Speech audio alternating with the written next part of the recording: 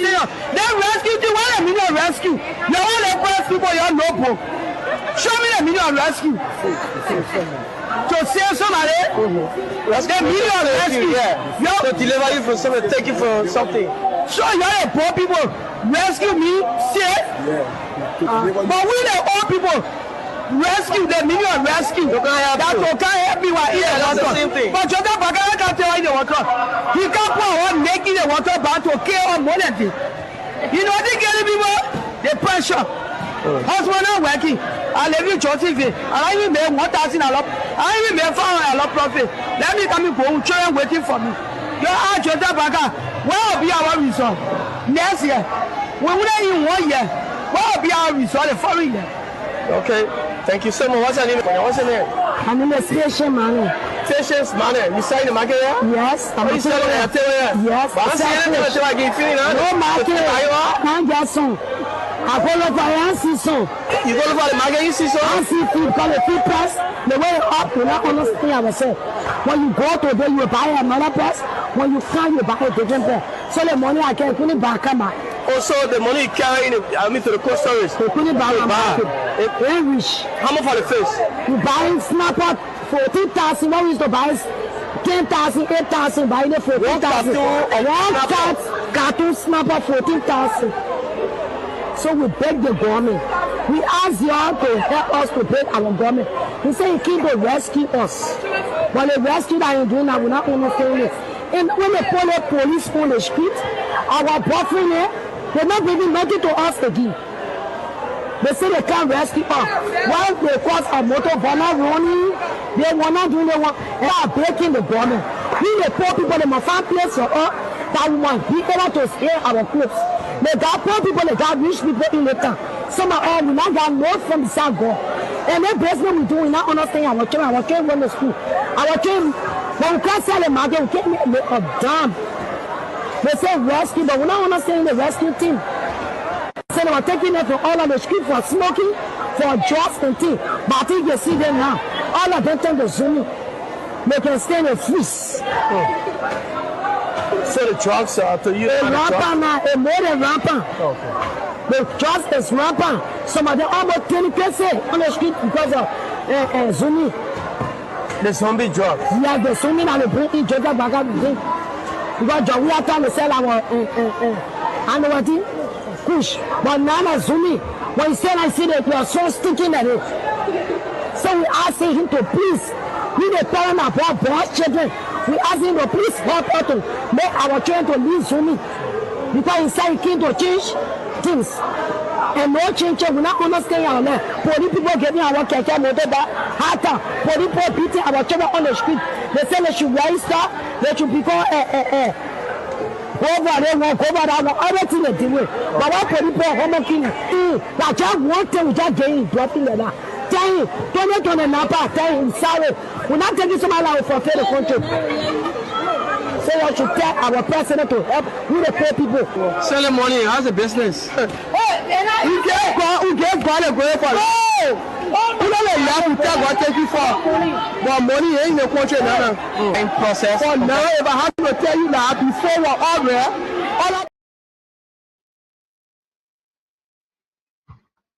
Fellow Liberians, home and abroad, we want to appreciate all of you. And as usual, we want to say thank you for joining us. We just want you to do us a favor. And the favor that we want you to do for us is to hit for us the share button while we also share. So while we are getting ready to also share along with you, we want you to please do us this favor. We're going to play this from the LDEA while we also share. So let's bring you this. Okay.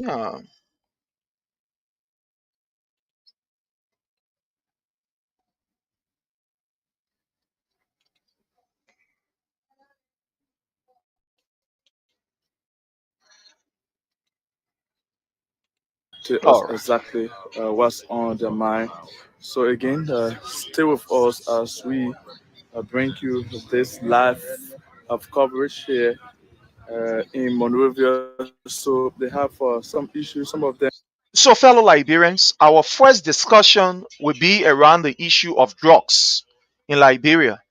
So, we want to play you this identical video. It's very important for our discussion. The reason why we are playing you this video is to set the tone for our discussion. And the first discussion, like I said, it has to do with the issue of fighting drugs. I want to welcome Abraham Godsent Dona. You are highly welcome. Thank you for joining us. And all of you that have joined us from across various platforms, we ask that you please do us a favor, hit for us the share button, or just indicate to us you are here so we can recognize and appreciate your presence. You may not agree with us. Yes, we also respect that because this is a democratic space where you have your right to disagree. I also have my right. So, the only thing that we want to say to you is that let's be respectful of each other's views. You don't have to insult anybody to get your idea across. You can get your idea across without using invectives. So again, I want to play this first video, which is going to set the basis for our discussion. And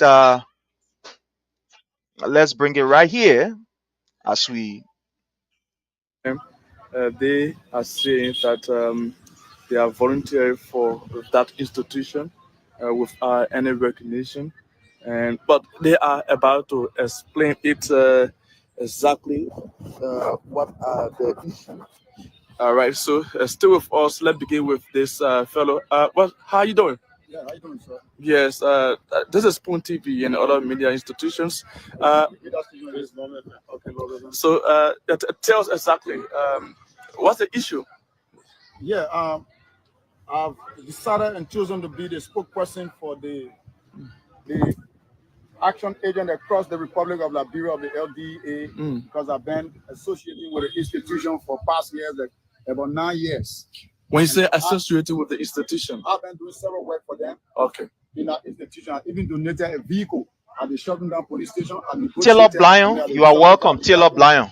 I negotiated with Lieutenant McGee where they gave us even a pickup for the LGA to be used. So we came in the service as somebody who willing to make our sacrifices.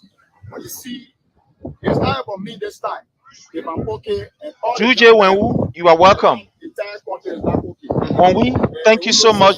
Yes, thank you. Yes, So We appreciate you, I've been home. Juje Wenwu. Several things going on where the deputy director for administration, the president Sebastian Farr, gave some mandate that everybody should present our documents. All the guys across the place presented our documents. But before then, when Fadiga and Eddie Coman took over, they said that everybody that have been working in the institution will be on payroll. All right, because there are people who knew what they're hanging, no sufficient funds for the DA. So for this reason, they should hold on. So when Eddie came, Eddie Coman came, they said that they were going to do what we call in-service training for all the men across the counties, where they will be placed on payroll. But to our utmost surprise, they did they survey, they collected the names, and then they came out and My brother Sylvester, you are welcome. How are you, sir? Took some people names, some people who are strange, nobody know them, and then they put their name and saying they only need 200 out of 5,000 plus people. That's 3 to 5,000 plus people. And that doesn't make sense. Some of the guys served 15 years as volunteers. Some of them served 20 years, some of them served 8 years, 9 years. These people have been arrested, major drug. Daniel Sharp McGill, you are welcome. But then you are telling them that once the 200 have been paid for money, 3,000 crew or members, they are no longer an officer. Now, what becomes of these people's life in a community and in a society? They have been arresting major drug dealers, taking them to court. Skip McGill, you are welcome. So are you excluding yourself as well because you kept saying these people? Are you just a spokesperson for them? Everybody always say that in this country, the guy was saying that once I'm certified, I'm okay. And you understand it? Today, I can be appointed anywhere because I'm qualified. You understand it? But once I see these guys who have been working with along the line and I see them going to struggle, I have to stand up and speak out because this government, I play a major role in this government. You go local county, my hand works out there. I got evidence in my phone. Okay, that's bit by bit, right? You said you are volunteers, right? Yeah. Volunteers for the LDA for the past years. Yeah. How long have you started working with the? 9 years now. 9 years. Yes. So that was from which year? From what was that? Okay, so 9 years, right? At what session of the LDA were you working? Operational session. Yeah. Okay, all right. So since then, what was the promise? How did you get at the Liberia Drug Enforcement Agency? Normally, what is done, we start normally with what we call intelligence. When you do more intelligence and get more intelligence, they arrest the major drugs. Because all the drugs you see arrested on the street, they are people who are not in the employ. But when you do major work, the institution will recommend you and then you will come. The authority will recommend you and then you will come. When you come, you present your documents. Because DA is basically looking for a specific thing. It's not like the general police where you go, you do traffic control and all that kind of thing. So you're going to look for the drug. When the man was able to go through that, they will send his name in and then you will go through the process. Through what we call the training section is within DA, like the immigration. Immigration got a training section. So they will submit all of you to the training section, which is held by First Soul. First Soul will go through and bring you on and talk to you and carry you in the classroom. We all went to the classroom training because some of us have BSc and things. So you have to go row in the mud. Like this man also has a bachelor's degree. Ain't understand it. So we'll carry through all those trainings. At the end of the day, you're coming in and saying, no, that one is not employed. You don't want it. So we go back to status quo. So it doesn't make sense to us. So I'm saying, did you sign any contract prior to officially, a going lot of over people are given employment letter. Oh, okay. Across. Including you as well. All of us are given. If you want it, we'll show it all across. Okay. All right. A lot of people. But you know, when a new director is appointed, the first thing he needs to do is to go across the counties and ask for the letters of assignment, letter of employment, all that kind of thing. Okay. Because there are some people who have been employed, but our account is open. No money has fallen inside. It's just open. That's why you see, I think it's you heard that civil service wanted the freedom to go and do some verification. Those are all the problems that came. So we are saying to the public and our men across the counties, we are standing in the vanguard and we want to meet the president because President Boakai promised us that drugs is a national emergency. So, and one thing, before I talk to some of your colleagues, so 9 years ago, all right, or 9 years now, have you not been giving, like stipend or something? No stipend. No money. Okay. They are not been giving stipend. So, with this current administration, were you able to engage the director or other officials of the LDA to seek redress? The first thing when you go there, you find out this morning when the officers went there, I was online now, and then the place they called. Nobody should enter. Please go to whom? To me, someone that played the call, they said nobody should enter. I said, but why would you not enter your own fence? When you are arresting the drugs, they were not paid the call. You arrest all cartoon boxes and things, but they will put on the platform and say, oh yeah, arrest them. All right, so fellow Liberians, as usual, we ask that you please do us a favor to hit for us the share button. Anybody that want to join me in today's discussion, just let me know in the comment section. I will send you the link so that you can be with us because this is serious, this is concerning, and is something that all of us must be able to speak to. So anybody that you think, usually I don't do this, but anybody that you think you want to join me in this discussion, you want to add your take to it, no problem. We will send you the link for you to join us and let's discuss. You see, we always say to people that it is important that you help others to succeed. Because when others succeed, they pave the way so that you can also succeed. When you help other people to achieve their goal, at the end of the day, when they are not there, the possibility that you or somebody who is closely related to you will come and take over is like 9/10. That's why you see in this life, do not sit and be bewitching that others people should fail. You just sit down in your corner. All you want to do is that let other people fail. Let a man fail. Let a woman fail. Let a person fail. Because it is possible that if this person succeed today or tomorrow, they will not be there. And especially when it comes to government and governance, we always say that government is continuity. It's continuity. So because government is continuity, all of us, especially political institutions, must be able to work to ensure that if a government is elected, you do everything to ensure that that particular government succeed, because every political party is a potential government in waiting. Again, I repeat, every political party is a potential government in waiting. And so if you create an atmosphere for government A to succeed, you know what is going to happen? You are almost like paving your way also, that when you come there, you will not be able to start from scratch, because government A have already succeeded. For example, maybe in the issue of road rehabilitation. When you come, you will not be talking about road rehabilitation again.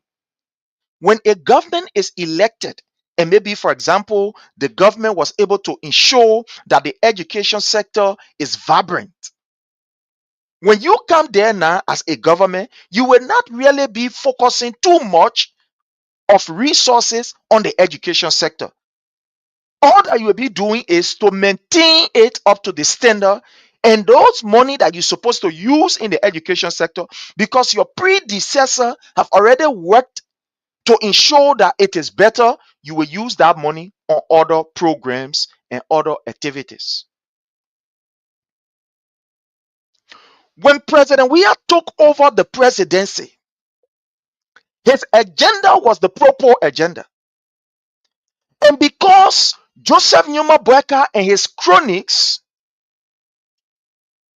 they've lost relevance at the time amongst the people, they decided that we use lies and propaganda to the extent that even the agenda, the Propo agenda, that was intended or that is intended for the poor people, they flick it around and say, oh, you see, President Weah say the people will be poor.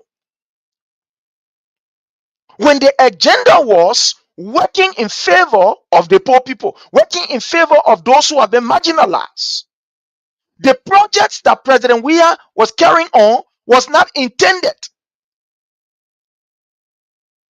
to step on the people that are already poor and marginalized. It was to bring them up. President Weah understands that the issue of drugs is a serious issue in Liberia. I want to welcome Koso Alex, watching us there from 72nd Barracks. J. Saras Doe Jr., thank you so much, watching us there from Buchanan. Roosevelt Kroma, I want to welcome your presence here. Thank you so very kindly. We appreciate you. So at the end of the day, when President Weah took over, he said, look, we cannot politicize things in this country. We must be able to confront these things head on. We must hold them. We must fix it. And so he started on the issue of drugs. Now, let me tell you something. If you don't know, let me just put it to you. The reason why we are seeing today drugs is all over was initiated by Joseph Numa Boakai. Yeah. Under the Unity Party government, the money that was intended to fight drugs vigorously, that money was mismanaged by the Unity Party government. You know, when we came from the war, there was a program put in place that was intended to be able to fully rehabilitate all of those young people who actually participated in the war and they were traumatized. There was the DD program that was set up. DD program.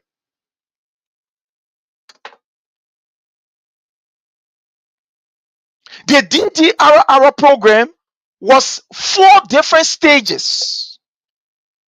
The first stage was to disarm those young people. That which was done by the United Nations mission in Liberia, that was heavily aided by His Excellency President Dr. George Manneh Weah, who also helped in the process of disarming the people. The next stage of the process was to demobilize them. Demobilize them. Take them from in their various cells. That was the next phase of the program. The third phase of the program was to rehabilitate them. So O'Mill, through the help of His Excellency President Dr. George Manneh Weah, was able to disarm these young people, take arm from them. And these people were introduced to drugs during the war. When Joseph Numa Boakai then were controlling the Lofa Defense Force, they gave these young people drugs so that they can say yes sir to them and do whatever they wanted them to do. Drugs was introduced to our country during the war, and the young people were seriously affected. So O'Mill, with the help of His Excellency President Dr. George Manneh Weah, was able to disarm these young people. To some extent, they were able to try to demobilize them. So when we had the election in 2005 and Madam Ellen Johnson Sirleaf and Joseph Numa Boakai, they became president and vice president respectively, the money that was intended for rehabilitation and reintegration, that particular component was turned over to the government of Liberia, where Joseph Numa Boakai served as president of the Liberian Senate and vice president of the Republic of Liberia.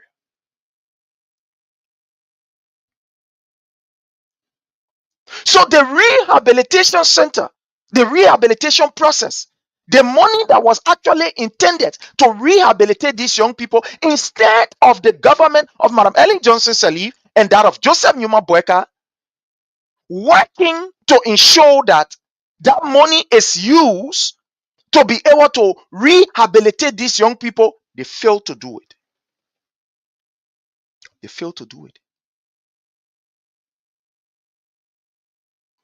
There weren't rehabilitation centers because in that money,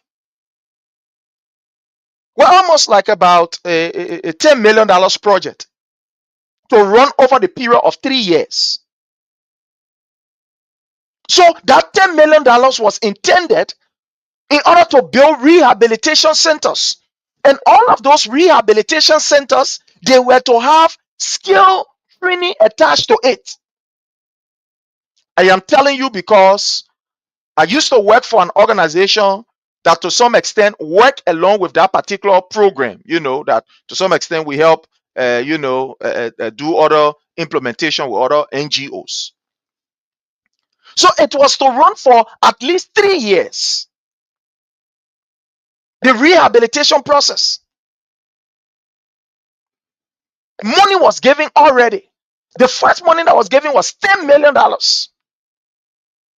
And that $10 million was intended to be able to build facilities so that these young people can be rehabilitated into these facilities.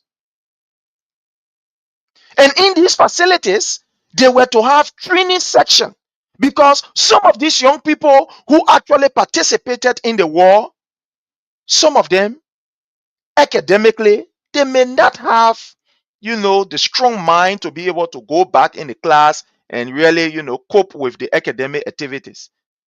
But some of them could have been carpenter, masoners, electrician, etc., etc. So when that money was given to the Unity Party-led government, instead of using that money for its intended purpose, fellow Liberian, they refused. They refused. They didn't do it. They did not use that money for that. That money again was mismanaged by the Unity Party-led government, leaving these young people vulnerable. These young people were vulnerable. So after being vulnerable, guess what happened? The best thing they decided to do was, we'll go back to our own same old habit, because the people were supposed to rehabilitate or they didn't rehabilitate us. To the extent some of you who understand. In fact, these DDR people, they were even selling their ID cards to other people to go to school. And what they were doing, DDR people were selling their ID cards. They were selling their ID cards. I worked along with that program. I implemented, some other organization that I work with, with that something. Some DDR people, they were selling their ID cards. The government could not work along with these young people or to build this institution for rehabilitation. The rehabilitation centers around, it was just in, somebody would say, theory. So because these young people were not rehabilitated, guess what happened? They relapsed. Some of them went back, to their various cells. That's when we saw the establishment of ghettos. Because these young people that you took arms from, at the end of the day, if you cannot put them somewhere to be able to, somebody will say, detoxify their mind, you know what they will do? They will get back in their cell because they feel comfortable working with each other. So about 10, 15 of them will come one place. My man, that so they come one place, they establish ghetto. That's why we saw immediately after the war, we saw the proliferation of ghettos around Liberia, around Monrovia. Don't get me wrong. I was not born 1990, but 1980 were around. Yeah, 1980. Some of all were around. I'm telling you what about. But old man, the only thing is that some of us can take care of ourselves. We can do plenty bad things. So when you see us, we're just looking young. And we're not young, we get age behind also. So I know that even back in the 80s, we used to have ghettos in Liberia, but it was not as it is. Some of the Syria ghetto used to hear about when you hear about Terminal Island, and all the other small areas which I'm not going to call now, all these small areas, where they are just pockets of ghettos. And in fact, those ghettos that we know, with no disrespect to our brothers from other countries, but they were not even controlled by Liberians. With no disrespect. But sometimes when you see the ghetto, then they will be controlled by some people from the other side, the bobo then other thing. That's the one. Only few Liberians you used to see there. And in fact, those that you will see, most of them were attached to our brother then from on the other side, from across, the border there. So after the government failed to be able to use the money that was intended for the rehabilitation of these people, they eat that money there. The children decided that nothing for all. So they went back into their own cells. So they start to come together. When they come together somewhere, they establish one ghetto. They come together here, they establish ghetto. They come together here, they establish ghetto. But money was intended for that particular purpose. And the government of Joseph Newman Boakai and Madam Ellen Johnson Sirleaf, they failed to be able to implement that program adequately. So because of that, the children relapsed. They went back into their own habits. Because they could now all go now, they go into stealing. But one of the reasons why we, at least to some extent, were to some extent safe, to some extent, even though we saw during the Madam Ellen Johnson Sirleaf regime, we saw living all higher in real life. Some of you who know that, some of us, we helped to be able to quiet down the situation in other parts of Liberia, etc., and stuff like that. But we saw that these people, they became even more agile, they became more high, and they start using armed robbery was on the increase. But thanks to Omel, because at the time Omel was there. We had Omel there, they were all around the place and they helped to somehow quiet down the situation. So the money that was intended for rehabilitation and reintegration, because after you train these young people, money was intended to reintegrate them into the society, to reintroduce them into the society so that they can become productive people. Joseph Newman Boakai and Madam Ellen Johnson Sirleaf failed to do that. When President Weah took over with the challenges that we had, he said we cannot politicize this thing. What do we do? Let's start with the rehabilitation center. The Bentor Rehabilitation Center. He started with it. We saw the government initiating programs and working along with this other small group that were working to rehabilitate the people. Then government was giving them stipend. If you don't know, I have the video here, I will show it. The government started to give all of these small institutions that were rehabilitating disadvantaged youth. They were giving them small stipend, what we call subsidy. They were giving them subsidy. And now of so many institutions, the government used to give them resources or subsidy to be able to bring in these disadvantaged youth. And later on, President Weah saw, he said, yeah, this small organization, they are trying their best. But there is a need for the government to launch a serious approach. And the 3 million, I think it was about out of $4 or so million project was launched. I'll get a video, I will play it, by His Excellency President Dr. George Manning Weah, along with the international partner, that we got to fight these things. And the first batch of almost about 800 people or 800 young people, they were taken to the rehabilitation center by the government for rehabilitation. And they even graduated to the extent that during the graduation, it was when Joseph Numa Boakai took over. So Joseph Numa Boakai was the one that even, served as a guest speaker, because at the time we have had the election and their graduation was just about that time, about somewhere around February or so. So when Joseph Numa Boakai took over, they had the program where almost about 400 young people, they were actually detoxified. They were ready now to, go back into the society. I have the video here. I will play you the video. In that program, Joseph Numa Boakai did not even recognize the work of His Excellency President Dr. George Manning Weah. He did not recognize it. He refused to recognize it. The effort of the government. And I don't want you to believe it. I will play you the video. Now, I just want to give you a background of how President Weah was able to initiate the fight against this issue of drugs. It was not politicized. It was not cosmeticized, if one would say that word. It was not a thing of the politics. That was a serious approach.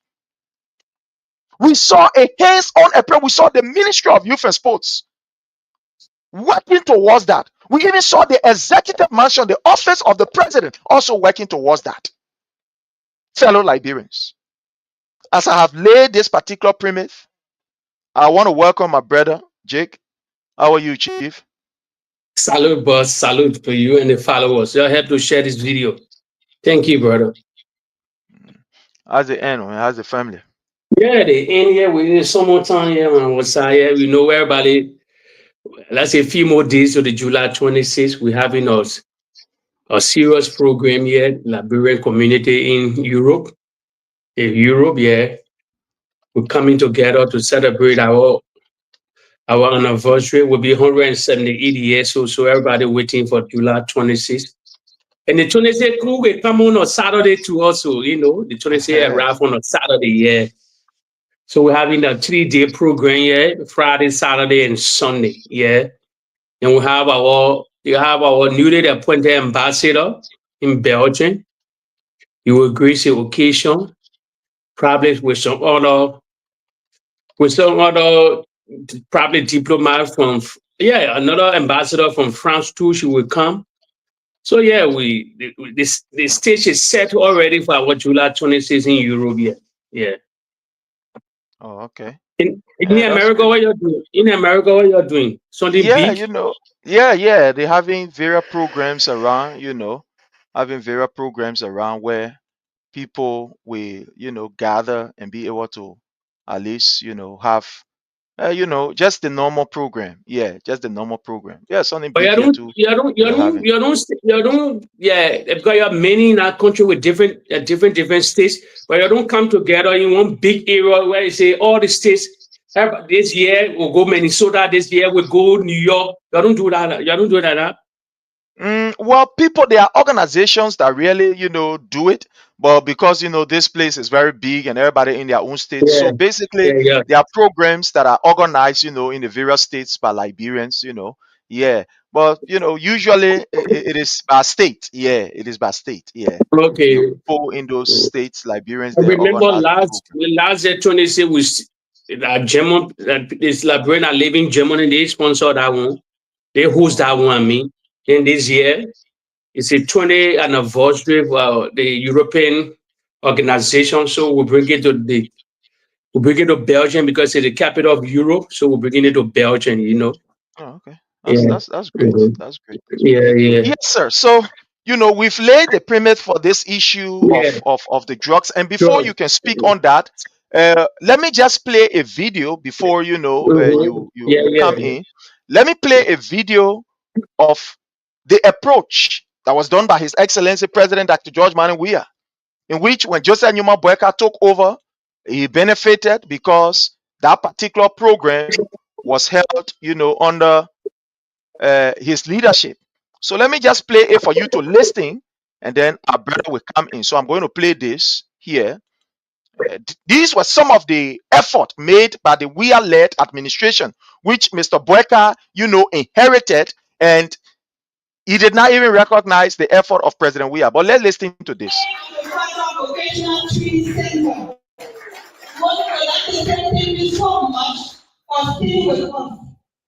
We have, we don't know what to say, but you did extremely well. In the absence of funding, all other 7 states around the transition, the 7 at-risk youth, including 4 children for rehabilitation. A total of 170. So I want you all to listen. This lady is giving us the statistic of those young people that were actually, let's say that benefited from the program and that graduated from the program under the Weah-led administration. President Weah initiated that. In fact, they were on the rehabilitation center. And when Joseph Numa Boakai took over, that was when the graduation, somewhere around January or February or so, somewhere around there, that was when the graduation program, they were to come from the rehab center. So this lady, the analysis the lady is giving is what the Weah-led government did. So listen to it. 6.2% out of this 269 completed 6 months of stay in rehabilitation. Jerry Akwe, you are welcome. 187 90% of 175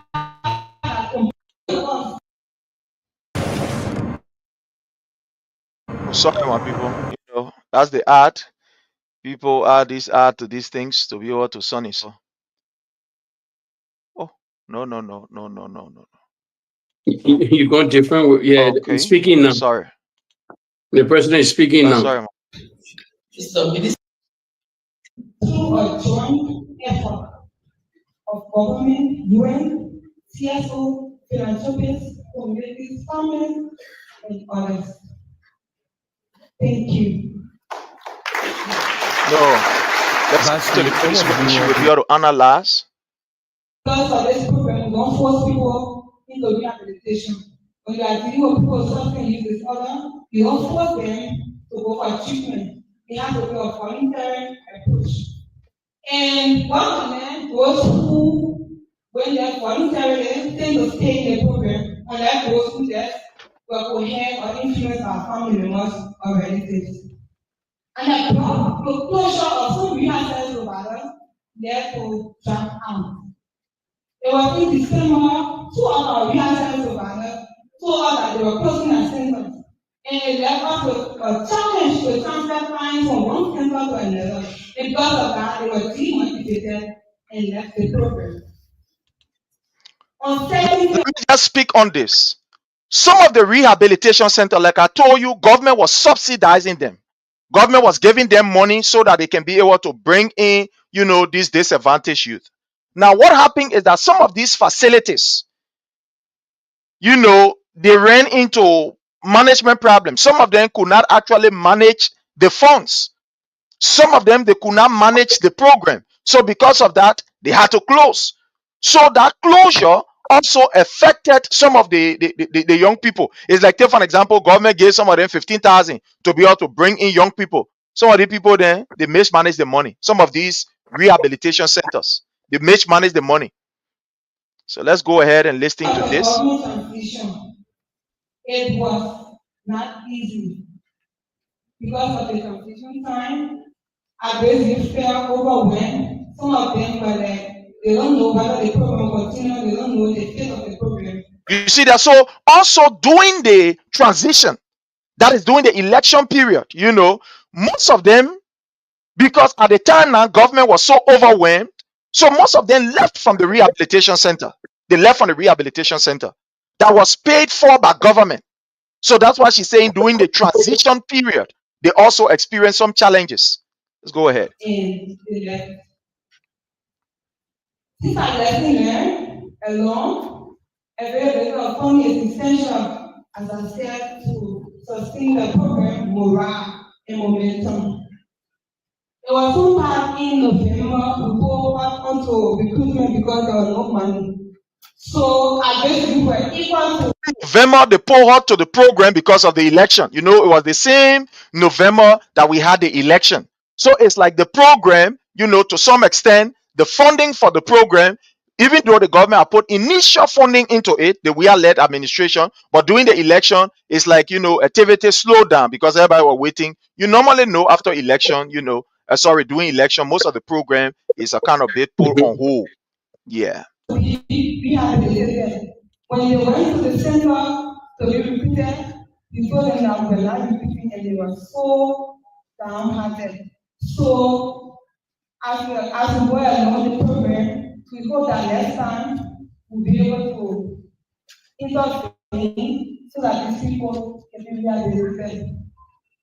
And more awareness on social behavior communication also needs to be So let's go to the statistic. and I'm the going to short carry it term from. condition, including duration of time stay at each rehab facility will be very important moving forward.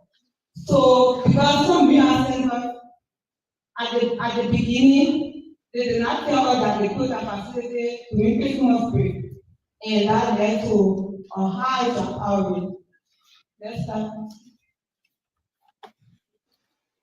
The government of Nigeria should provide support to scale up this program to the remaining 11 counties. Monrovia is not Nigeria, neither Bomi might be positive.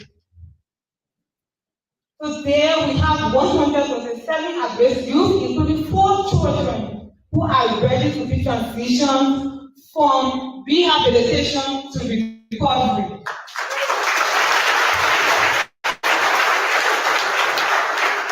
There are a lot of lessons learned from this program, and we are going to. Next slide, please.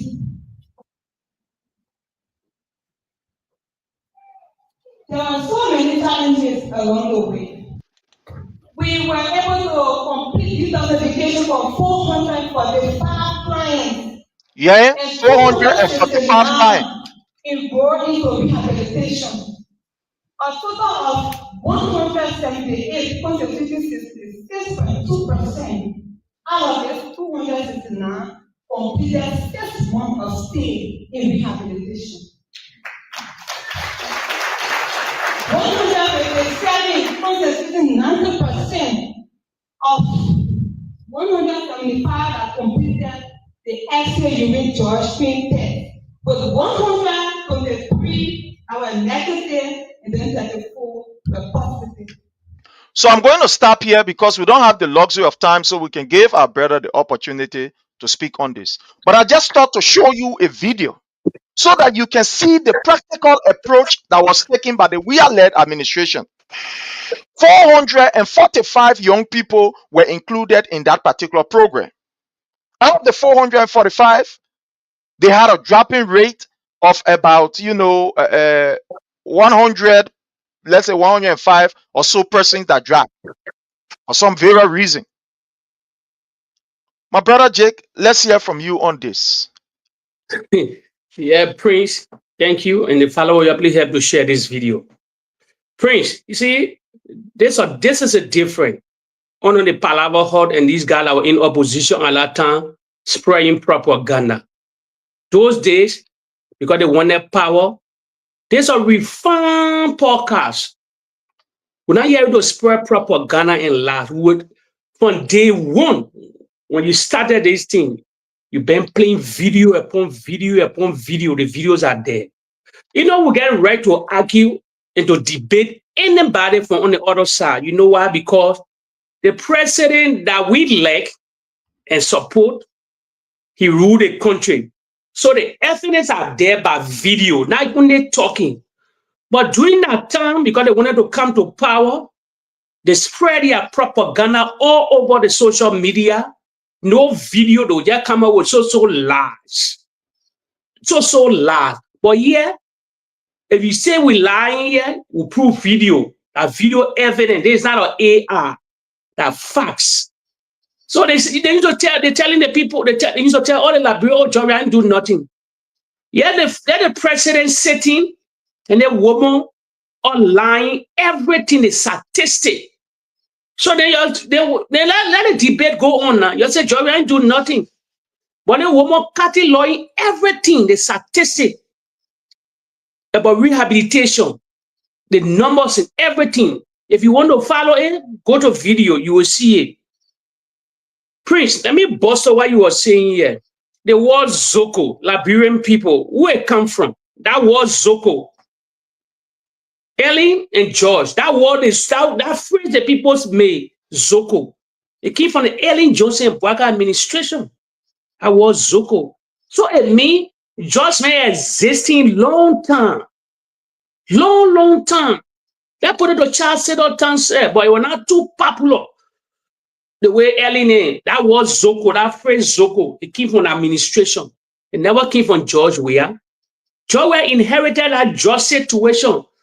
But our brothers on the other side, because of politics, George Weah breaking jobs in the country. That was so loud, propaganda lies. That just situation is not about politics, it's about our country. There's a threat to national security. The census the day for Liberia, we get 5 point some more million population. We're going to 5 million, 5 million or 6 million, no matter what. Please, you'll never believe it. The statistics are there. Almost over 1 million plus Liberia on serious drugs. Over 1 million plus Liberia on serious drugs. Our beautiful youth. If you want to develop a nation, Prince, who don't build a nation are the youth. So if the youth get caught in drugs, how can a nation be built? Never. Nation cannot be built. Never. That the youth. We're not talking about those in the 60, 70. No, they retire. The component of the youth, they can develop the nation. If you really want to start infrastructure development, other things, then you need a youth to start building your roads and all these things then. But there's a serious threat to national security. When George Weah was in power talking about this thing, the CPP, the Unity Party, all these opposition guys then, they were saying the worst thing, when Patrick Sulu go to ghetto to crack down on George, all of them will come on Facebook, be criticizing the government. Now is that turn. I remember Jeremiah Kun, the late Prince Johnson went to Nima County on a campaign situation. The great podium. Imagine a vice president telling Liberian people in Nima County because they wanted to win election. Register non-for-profit group or foundation. I see. I hear your feedback. And here in Liberia, their mission. You good now? I think you good. I'm hearing the feedback again. Yeah. Imagine Jeremiah Kune and the late Prince Johnson wanted to podium in Nima County because they wanted power. Start telling the people in Nima County while running campaign that George was breaking jobs in the country. How can a president bring jobs to kill his own people? That's a society we found out. It was so sad because they wanted power. Today now, they in power. What's the situation of the drug situation now? It increased more than before. We're all Liberians. Nobody are close here. In Liberia, people can say nobody's stupid here. To eradicate drugs, and I tell people, you need a whole country, especially the security apparatus, not only DEA. No. You wage war on drugs. The president gave the executive power to, you don't need nothing from the legislature. He get executive power to wage war on drugs. It happened in a lot of countries. It happened in countries in Africa that they wage war on drugs. And waging war on drugs, you need millions of dollars. You need logistics. You need everything. You got to close. First, the biggest thing, you got to seal your border points. Your border point is the main place where all the drugs passing. Let's leave the free port of Monrovia. But what very border point with Sierra Leone. The same thing, the drug situation taking over Sierra Leone also. The drug situation was massive, taking over Sierra Leone. That's why you hear the Kush, all these things. It comes from Sierra Leone also too. So our borders are weak. And when your borders are weak, no matter how you do, no matter how kind of money you put in, just will still come in your country. Liberia, let me tell you, Liberians, presently, according to statistics, Liberia is a higher consumer, one of the higher consumer of drugs in the West African region. Would have consumed it. If you talk about Nigerians, then Nigerians don't consume that. They don't go sell it. But to take it, that Liberians in, to take it crazy, our beautiful youth, our girls, our boys, they're taking it. Our bowlers are weak. A lot of our bowlers are not protected. No matter how smart you are, no matter what kind of thing you do, just will still be part of our society. And there's a serious threat to national security. So the whole country, the legislature, everybody, they need to wage war on drugs. And the only way, all else, Liberian dying slowly. Another statistic beside the drugs that Liberian talk about, Prince, facts, there are facts. That car accident, people that die to car accident, in a year time, we will lose over 40,000 people in the whole republic. I say facts, so facts here. No, there is no lies. You like it or not, people die to car accident every year. The Republic of Liberia is scary. We will lose over. So in 10 years or 15 years time, we will double that number that Liberia lose during the Civil War. Believe me, facts. Car to car accident, the whole country. I'm talking about the other one where when women go get birth to their children, because we get a lot of male wives then all over the country with no license. People go deliver all beyond the horses, they dying. I said 700 will die every year with their babies. Some of them don't survive with their babies, some of them don't survive, the baby dies. 700, the statistics are there. Facts. We get serious problem to tackle. We get male wife, they don't have license. They deliver anybody at any time. It's one of the serious things. Anybody that pregnant in our country, when they go get birth, that family, they ain't worried. They would not know if that person will come. It's 700. Nairobi, in Kenya too, Nairobi, on our same record too. They got that on numbers, so maybe they probably tell the fourth in Africa too. So get many things to tackle. Our population decreasing small, Prince. Drugs, I say over 1 million plus Liberians, the whole country on drugs, especially the youth. If we do nothing, a Liberian put aside politics and the present government, they say they will crack down on drugs.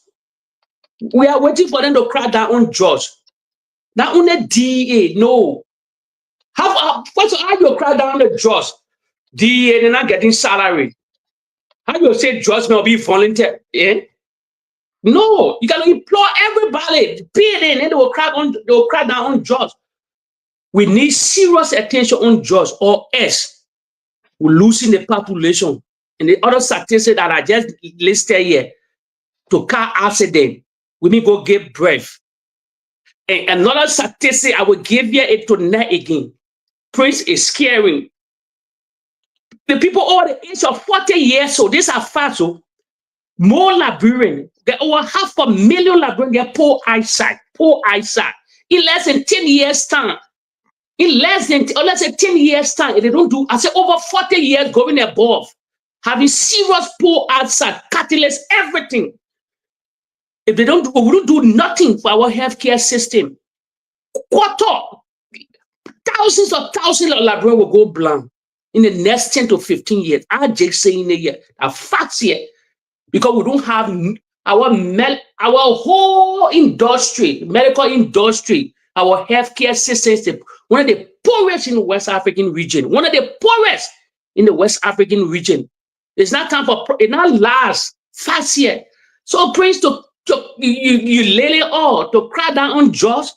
The Unity Party that were condemning the other people, the George Weah, that they brought Kush in the country, they brought this one, they brought the thing. The boys in that code now to eradicate the drugs now. Let's see how they will do it. Let's see how they will do it. We're waiting. We all want for the drugs to stop.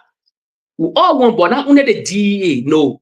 I said the military must get involved. Police, immigration, touching your bowler points. You get the weakest bowler. So, Prince is not an easy thing. You thank God you don't play. I told people this a refine on the Palaver Hall because we play you video. There's not a propaganda platform.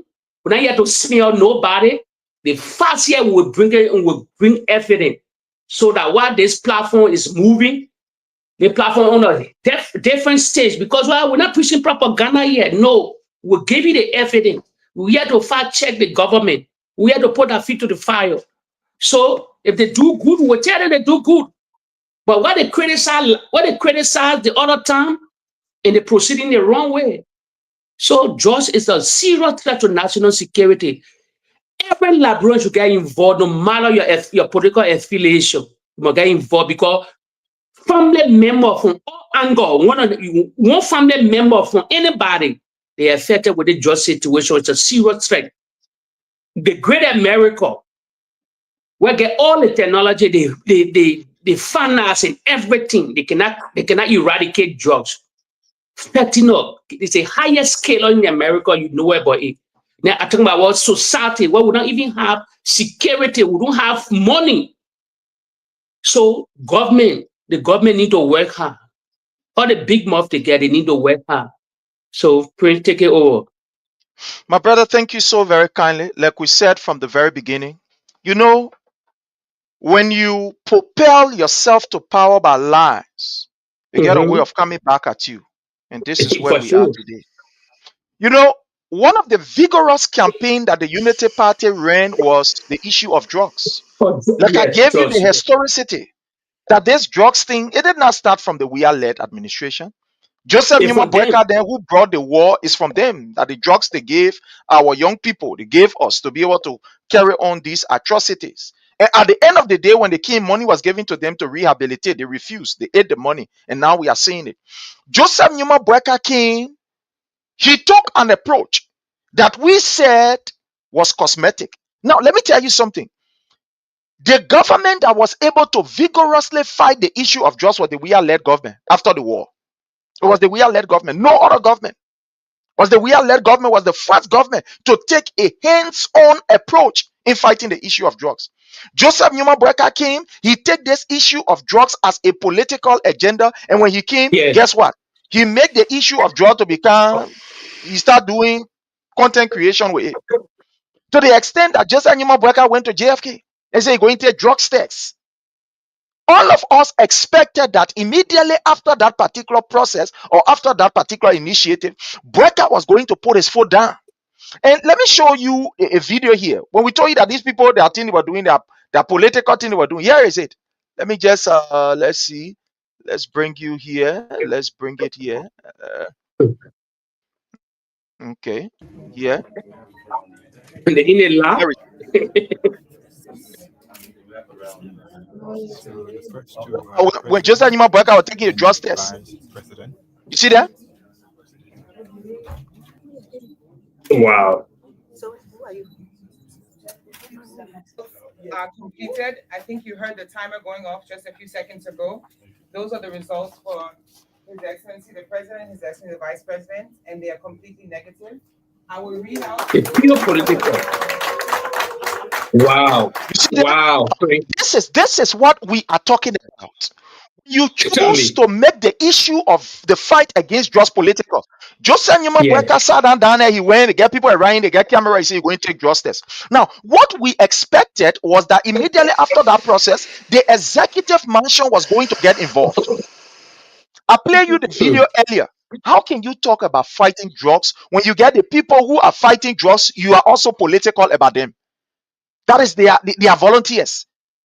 Can we achieve anything from that particular fight? It's not possible, especially in a country like Liberia. It's a volunteer. You said you want to fight. We told you that Joseph Numa Boakai is not serious about the fight against drugs, and even your priority is not Joseph Numa Boakai priority. No serious government will be able to do that. You listen to the people where they say, in fact, the whole implementing a political now. It's political. How can you do that? You say you want to fight drugs, then you get almost about 80% of the people who fighting drugs, they are all volunteer. This is the reason why they themselves, after arresting the drugs, they will take it from point A to carry to point B to go sell it. Point B. They go to point B to go arrest the drug, then they take it from point B to point C to go sell it. That's what is happening. Because nobody paying them. Because nobody is paying them. In a Liberia, we know. Look, let me tell you something. Volunteerism in Liberia, it is not an easy thing. It is not easy. For example, it's nothing. It's dead on arrival. People can volunteer. You know, people can volunteer because there are other programs that are there, you know, that volunteers can be able to benefit from. There are other programs that people can but not in a Liberia. Because the first thing is unemployment is very high. Everybody looking for it to eat. So when somebody volunteer, you know, the money that you will even spend behind a volunteer, it will be better you just employ the person. So you cannot ask members of the LDEA, the agency that is supposed to fight drugs. Then you get everybody there, they call themselves volunteers. No wonder why you see the proliferation of drugs in our society is very high under the Boakai regime. More than before. Because these people are aiding and abetting. Yeah, they volunteer now. In fact, almost all of the commanders, from information that we have gathered, almost all of the commanders from the Liberian National Police to the LDEA, all of them get ghetto. All of them get ghetto. Most of these commanders, I mean, most of these senior officers from LDEA all the way to the Liberian National Police, they are one way or the other connected with ghettos. That when people go there to raid, somebody will call and say, my man, I'm interested down and my man, forget about that thing. And this is what is happening. So you see the lie that Joseph Boakai told to the Liberian people. They came and said, we're coming to fight drugs and make the thing to become political. You went to JFK, people clapping. Hey, people clap. So after the clapping, what was the approach by this government to fight the issue of drugs? Okay, let's agree that the government is challenged, but you want me to even bring people and put them on payroll that challenge again?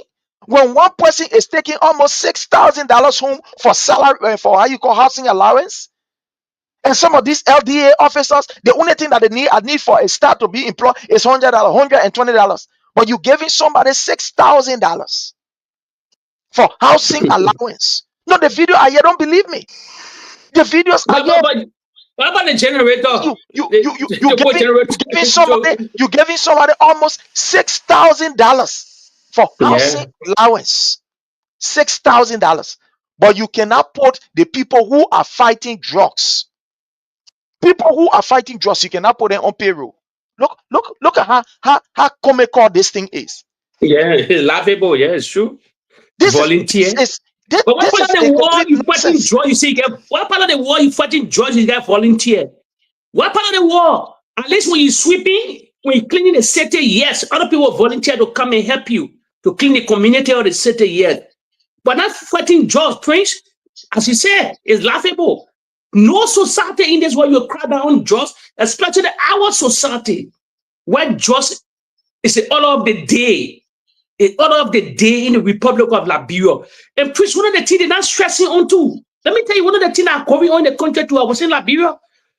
Prince, you know, the whole youth, half of the youth on alcohol, they don't address alcohol because they believe alcohol don't have problem.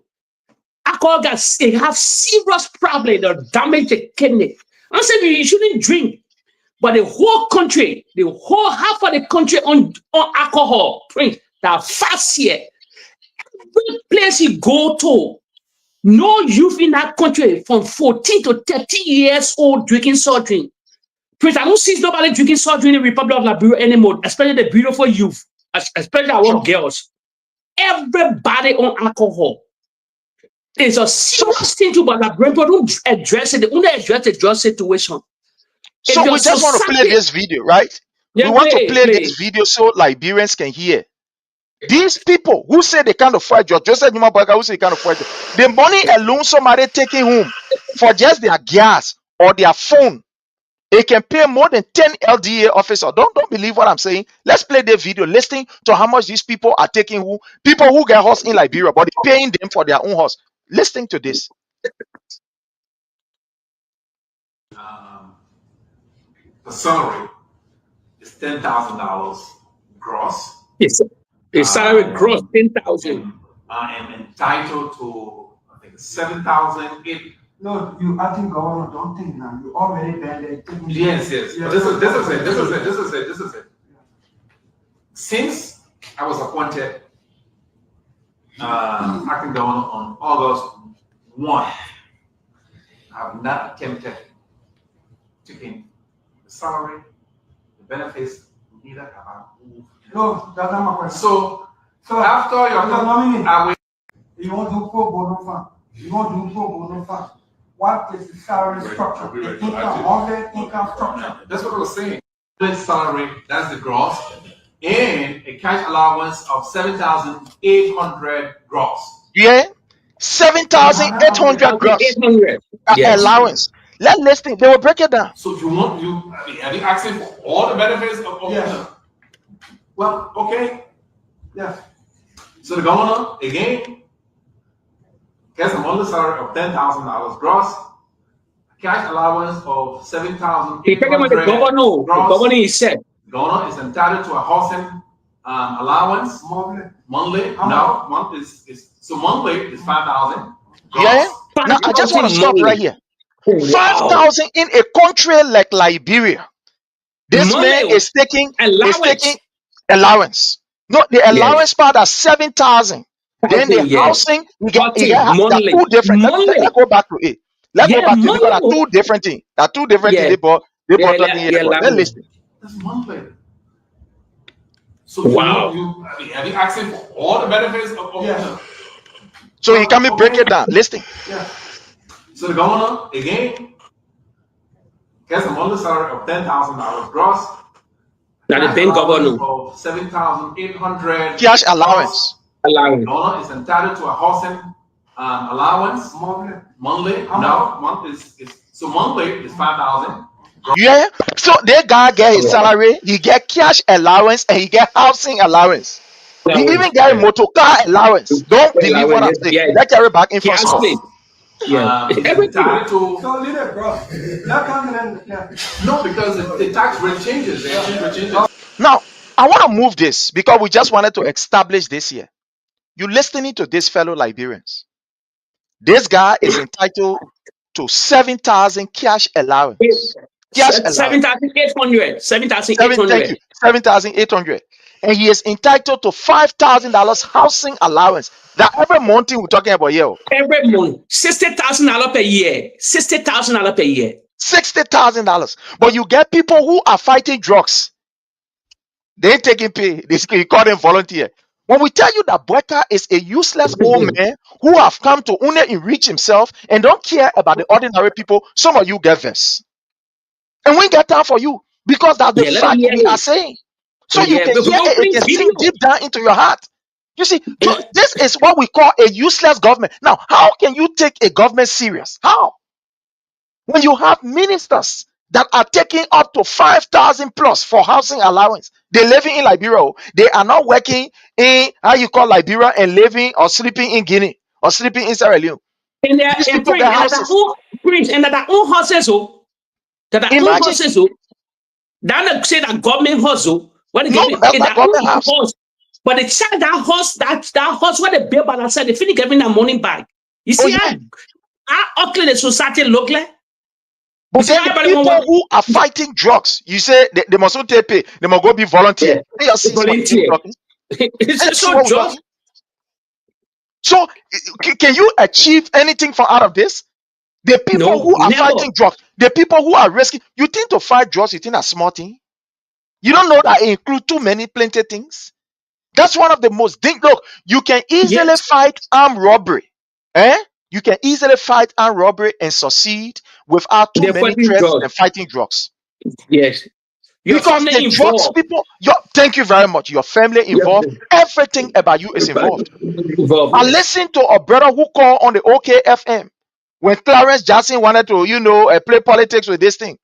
The brother called, the brother said, me, I decided I will give information in my community. There are people who call me, big people who call me who I know that when things happen, I will run to for protection. He said, you know what they put to me? He said, my man, you get family, you get property around. Yes, they will target you. You know what we know? Government can protect you. Government will not be able to say we provide that protection for you. So if you now want for all to run behind your family, to burn all your houses, just forget about us. Just pass your way and let pass our way. So you see, that's why we continue to say that look, government must initiate everything that happened in Liberia. That's why when you talk about employment, government must initiate it. You talk about fighting drugs, government must initiate it. Because we saw what President Weah did. We saw the approach of President Weah. He was not playing politics with it. But today, look at what is happening.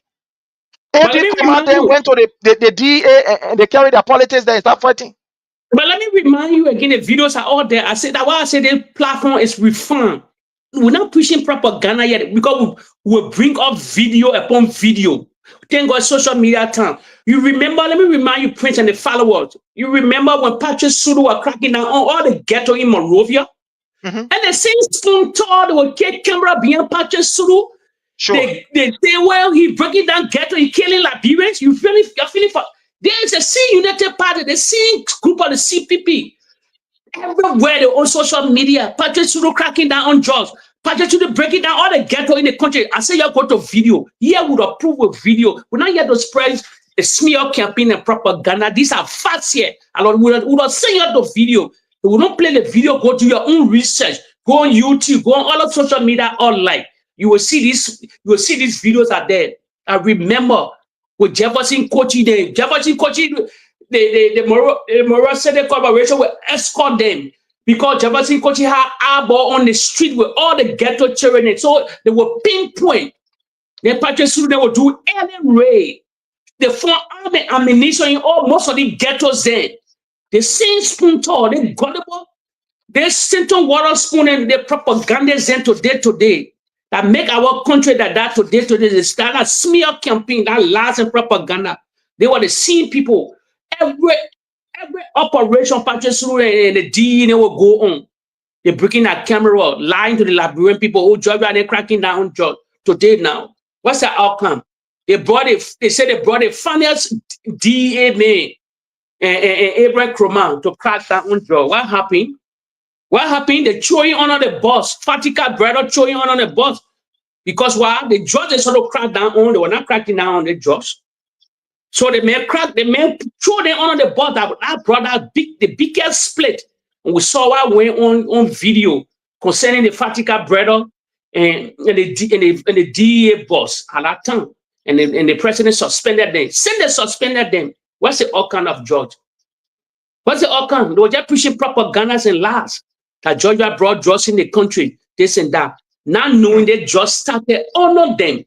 The civil drug situation started honor them. That why you saw this name, Zoko, that phrase Zoko. That Zoko word come from them. It come from honor the Unity Party government. It never came from honor CDC. So they switch everything with propaganda on the past government. That why today they land at the presidency.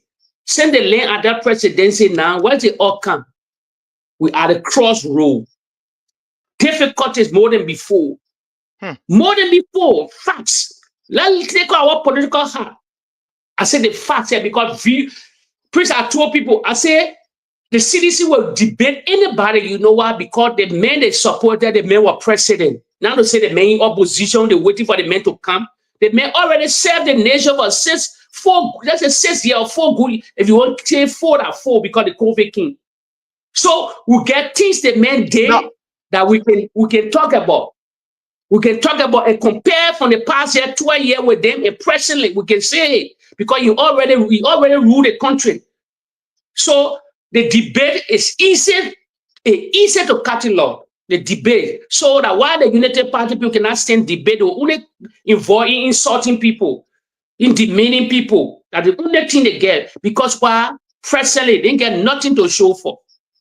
That why anything they prepare on the social media, we put in hole in everything. You see, the issue of drugs is not something that you leave just to one agency. You play the video, it has to be a collective fight. And I want to play this video during the Weah administration, where Honorable Patrick Sulu himself was involved in the issue of fighting drugs and cracking down, on Zogos and etc. So I don't want you to believe what we are saying. But let's play this video for our people so that they can hear it for themselves.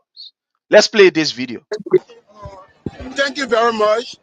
I think last November, on November 23rd, the police went to the high out of these guys called Zogo, and they were attacked.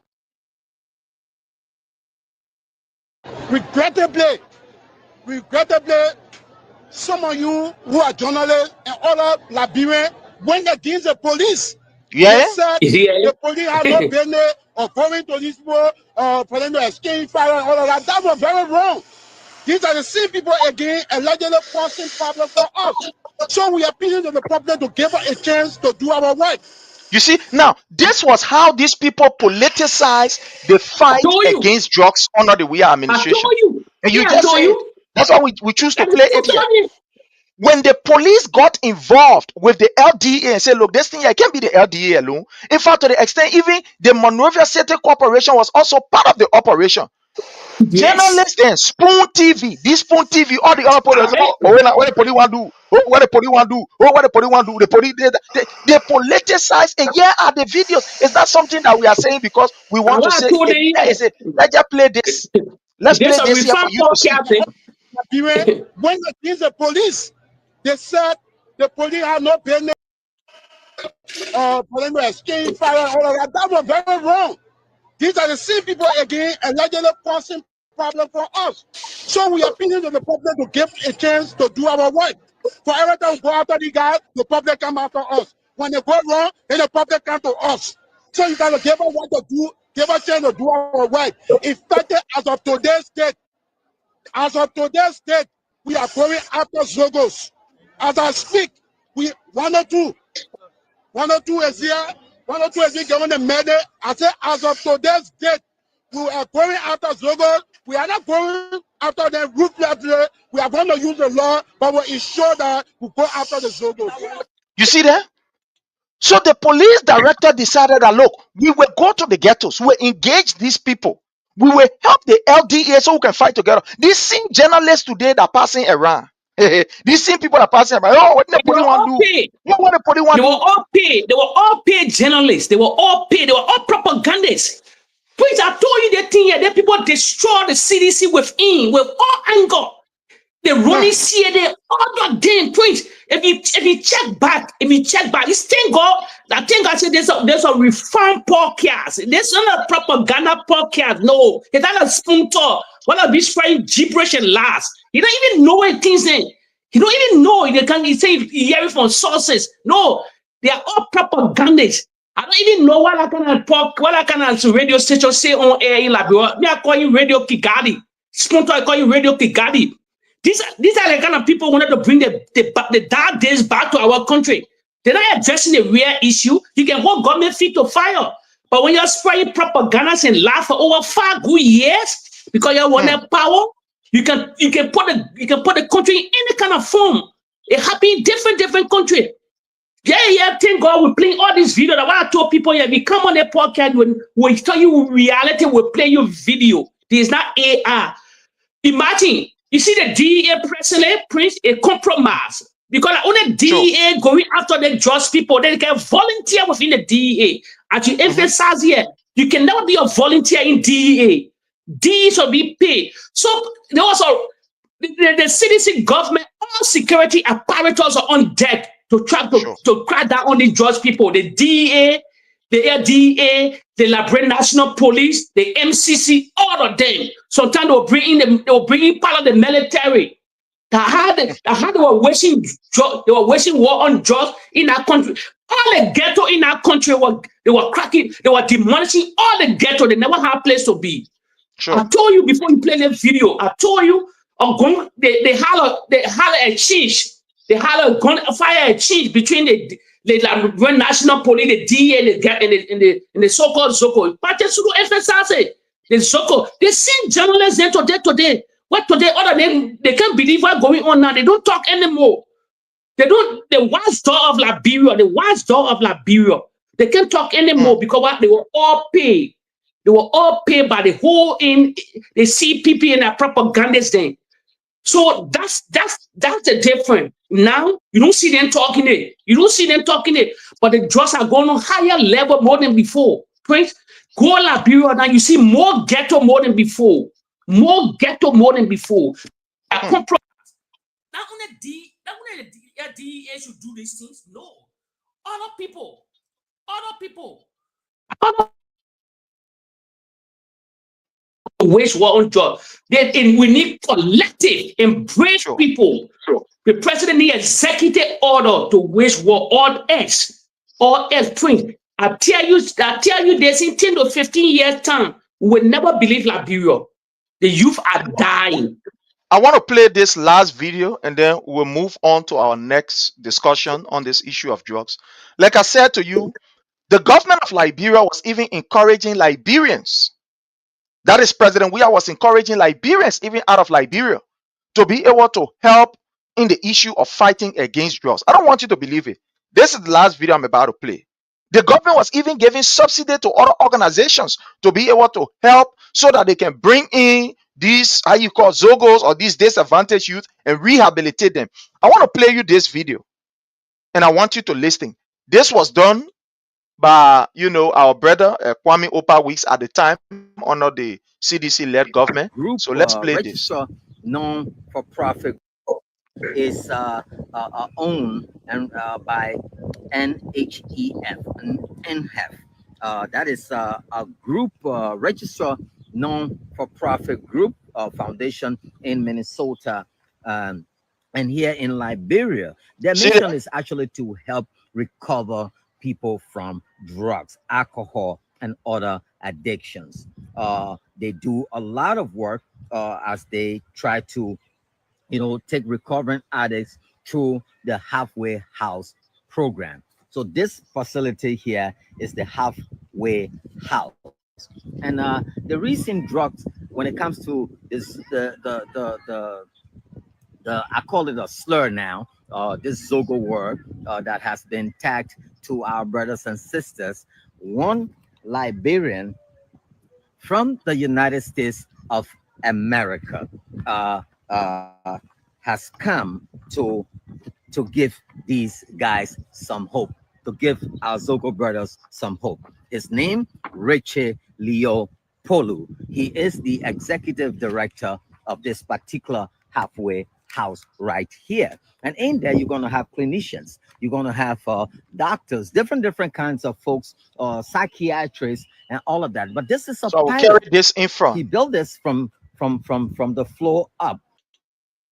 Can I help us to raise local food to be able to give, local food to those that are going through the rehabilitation program, and then our educational, of course, fabric. When you. So I want to move this. I just want to show you the video, and I'm going to move this. You see what happened? So President Weah encouraged people in the diaspora that, look, my people, and not everybody that can be part of the politics. But when you come and build a rehabilitation center, whatever the government can help in subsidy, for example, the government will say, we send 10 person there and we pay for these 10 people. That's what the government was doing. The government said, okay, when you open your rehabilitation center, we'll send about 20 disadvantaged youth there, and we will be responsible for those 20 disadvantaged youth. That is another way of encouraging Liberians in the diaspora to be able to support the rehabilitation process. You all see it there? But today, Joseph Numa Boakai government is in place. What is happening? These people, they don't have time. Nothing is happening. Boakai is not encouraging Liberians. At the end of the day, the government that should even serve as that arm to ensure that we fight, the government is making politics out of this thing. To the extent that LDA now has become the new era where you can sell drugs. You go to LDA now, you can buy any drugs that you want to buy. LDEA, as I speak to you, no. Go there, you buy any drugs you want to buy. Because they are arresting the drugs and they are putting the red back in the community. As they arrest the drugs, they put it back in the community. What kind of problem we find ourselves in with this government? Amen. But let me ask you, another person that plays politics with it, just Benny. Probably you get some info. What Dillon Rehabilitation Center? What you build? I know you run a V in Bow, you build. What's the outcome now? Yeah, They graduated, I think the few days ago, I think yesterday or day before yesterday, they graduated some people. But then again, that's what we're saying. Because these people, they politicize the entire, drugs business. And at the end of the day, we are not talking about an individual. What can you do as an individual? But you are in the house. You are a lawmaker in the house. What kind of serious allotment have you people made to be able to say, look, we must have what we call a government-owned rehabilitation center that will be built and will be able to include, because the law you can only do as little as you are doing. You 10%, 5%, this person, they are all political approach. From I that, told you. what we call political approach. Because they won't win by election. Thank you very much. So you would say that, part of my agenda was to ensure that the children will fight drugs and this. So the approach of Darius DeLong is highly political. But the one that will be effective is when you fight along with the government to have a budget where they can be able to build, like the Bentor Rehabilitation Center. This government was building it. The government started the process of rehabilitating the Bentor, rehabilitation center. So where is it? It's now stopped. Even that program that girl was giving the analysis of, those 400 disadvantaged youth that went, the program now, as I speak to you, they cut short the program. They can't get funding to the program. I know of 3 rehabilitation centers in Liberia that government used to give subsidy to. I will now want to call them. I just play one here, the other one, when I want to call them for some other reason. 3 rehabilitation centers in not close. These are people that were in the chat room we're talking to. There's other guy in the chat room. My man, we're closing our rehabilitation center because where government used to send these disadvantaged youth there. So when government sending their government used to pay for them because Prince, you know why they close it? Prince, you know why they close it? A Unity Party close it because Prince, the writing is on the wall. They close it because most of the people at that time when they opened their places, they were affiliated with the CDC. CDC was helping, the CDC government was financing them. So when they came to power, this all is about revenge. When CDC come to power, for them to still maintain these places, they say, oh, they side with the president. So let's close it. We're not financing. So that why you see him going on today. I said they bring talk politics in the drugs business. Talk politics in the drugs business. That's why what people are dying.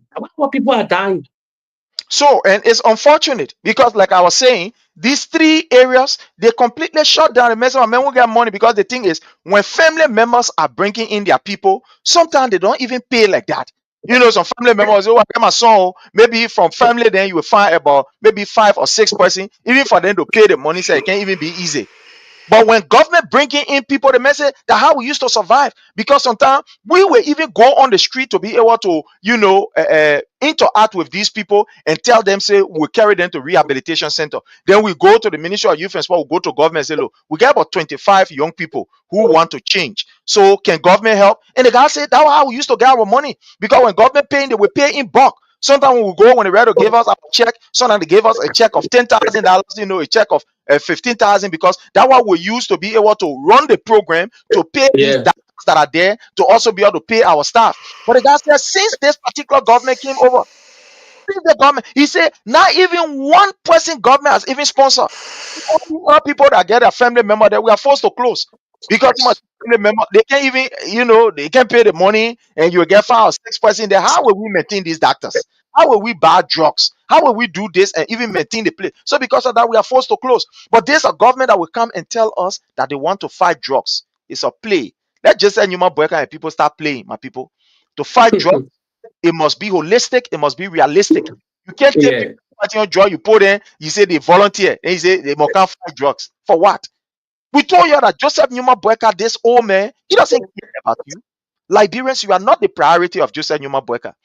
Let's go to the next issue that has to do with my people. This particular thing is sad, but that's the reality. Under the Weah-led administration, President Weah thought it was that the education sector is something that is of challenge. What do we do to be able to build the society? To be able to build a society where our kids, they will be adequately schooled enough to confront the challenges and take over from us. So we saw President Weah taking a practical approach where he went out there to be able to lobby with his international partners, with his friends. And he told them that, look, you can't help us in the education sector. Because remember earlier, Madam Ellen Johnson said that the education sector was a complete mess. Yes, So he when said President it. we took over, he said, look, we got to make the education sector that is a mess the best. So President Weah went out there to be able to look for funding so that at the end of the day, we can have schools. And these schools, they were not just ordinary schools, but these schools, they can have what we call the STEM program in it. Science, technology, engineering, mathematics, that they can be able to focus on it, because that is one of our challenge in Liberia. I can say this for sure. I remember when some of us were coming up, back in the early 80s or something like that, most of the people who used to teach us these sciences, they were either from Ghana or from Nigeria or so. I'm not saying Liberians are not good in the sciences, but most of us, we don't, because of the hustle, day and days, you don't find many Liberians. I mean, at that time. So it used to be Ghanaians, Nigerians, Sierra Leoneans, especially in the sciences. So President Weah took over and said, look, we must be able to ensure that our children must love the science. Because at the end of the day, we need scientists. At the end of the day, we need engineers and etc. We can't go other nations to borrow from them.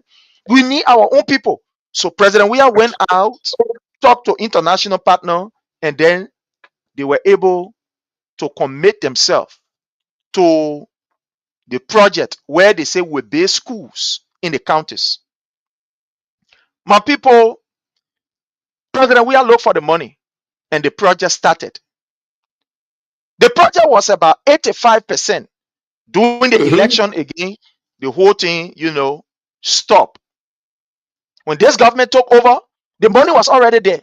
They needed not to go look for money here, take money here, and it was already there because it was paid for. And the project was completed under the Boakai administration. My people, for this government to even recognize and That's say a thanks problem. to the Weah-led administration, the government not able to do it. But Joseph Numa Boakai right here need big on it. Yeah. Wow. Not even What? acknowledging this government. My brother Jake, let's hear from you while I try to pull up some information here. Praise. Praise. I tell you, they debate will go on until the Joseph Boakai administration finish. The men will recognizing the dead. Taking Bali, then talk about then let Samuel do them Bali from wheresoever he found them, reburying them. He recognizing the dead, reburying these people, but the living, that fingerprint all over the country. The facts are there. We name all the main project that finished, project that in process, everything until the new government came to power. You can list over set. For months here, where you can list over 50 different projects that completed or they in the making. That is, as you said, 75 to 65% or 80% to be completed. But this Unity Party, I told you, they are party of violence. They're not tolerant.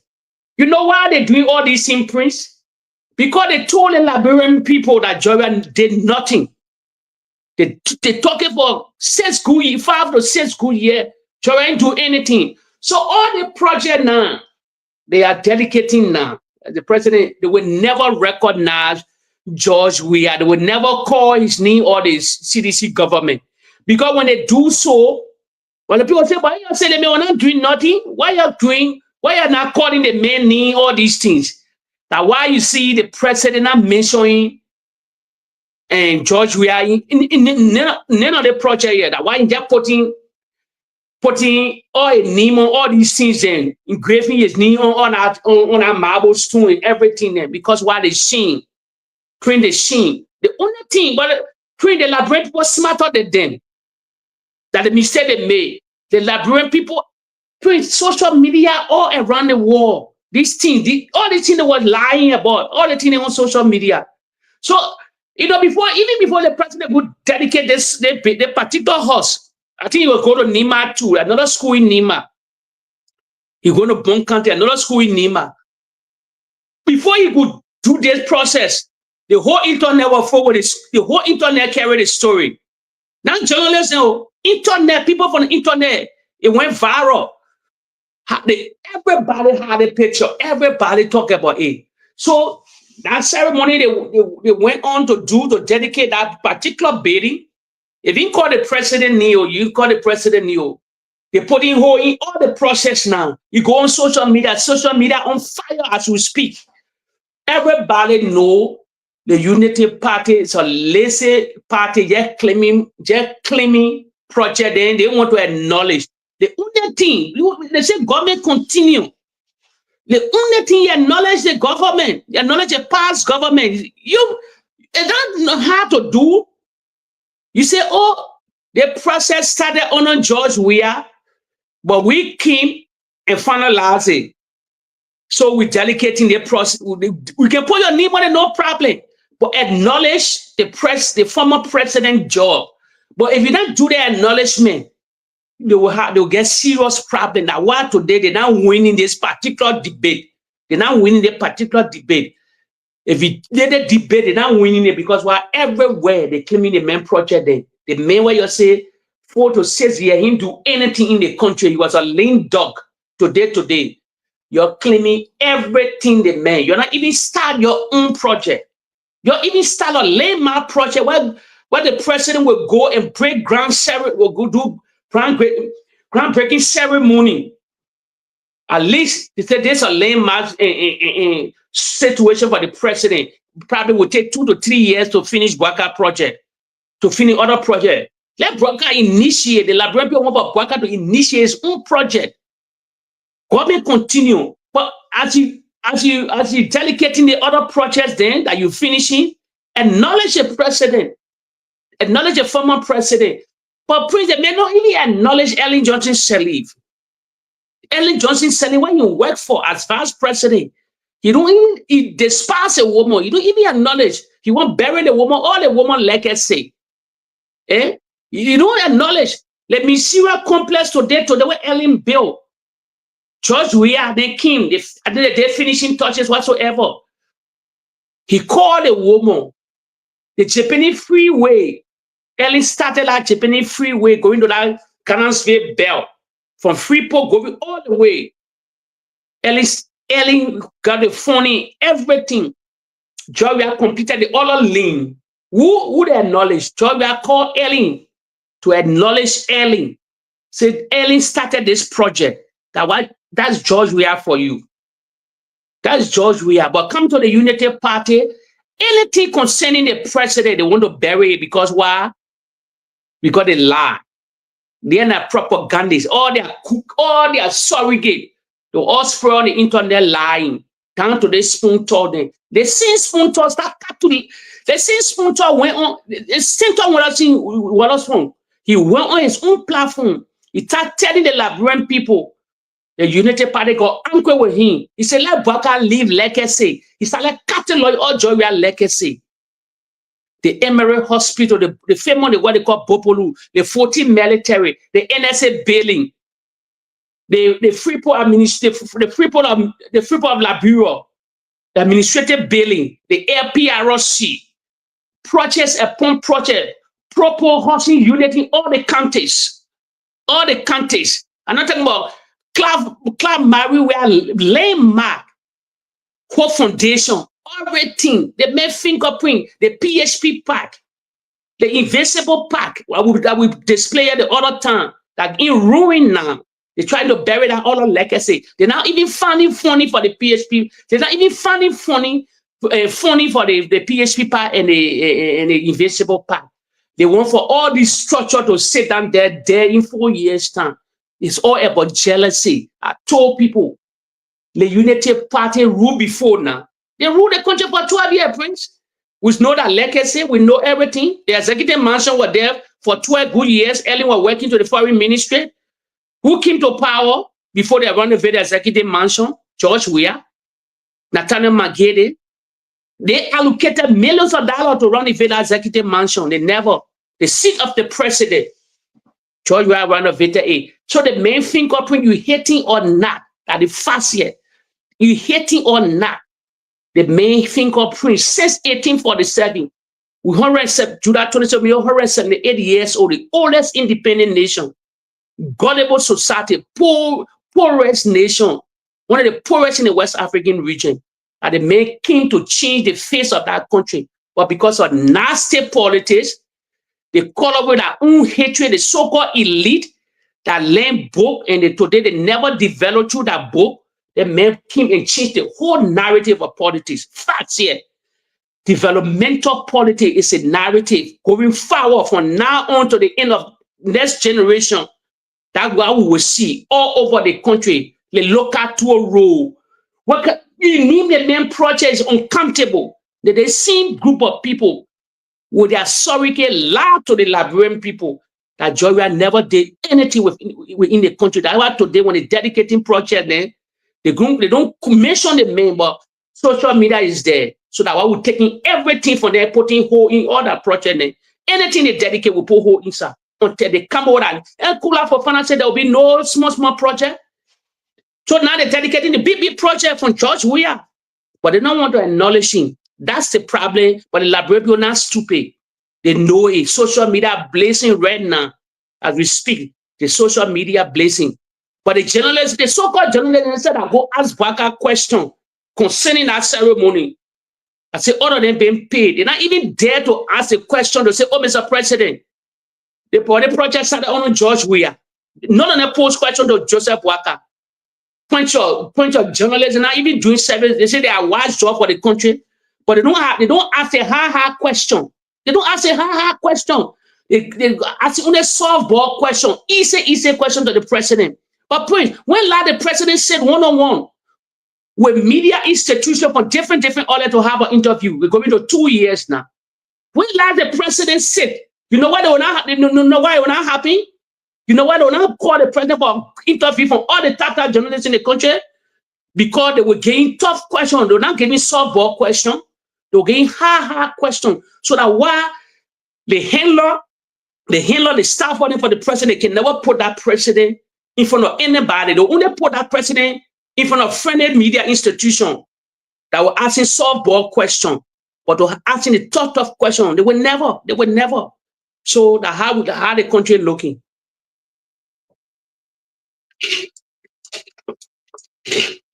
I can hear you. Why? We did not understand the constraints and the reasons and the justification for using private jet. Thank God you play this video. So I want to play this, and it's a reason why I'm playing it. This one. Yeah, I like that. Let me address this private jet issue. My response may not go down well. As Darius Dillon, who campaigned against private jet, the use of private jet against President Weah, I want to publicly these are evil people. President Weah. Why? Because we did not understand the constraints. You read that you knew. Justification okay. For using private jet. You knew. We condemned it.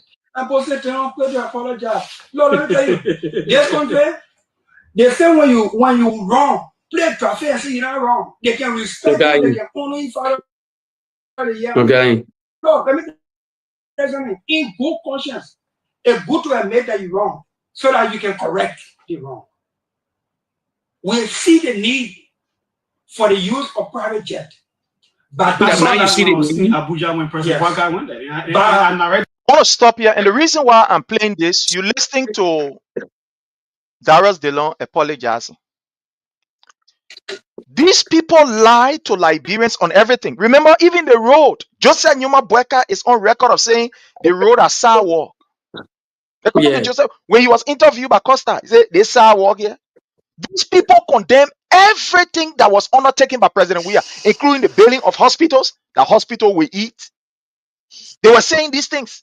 When President Weah gave out the opportunity for Liberians, the very university.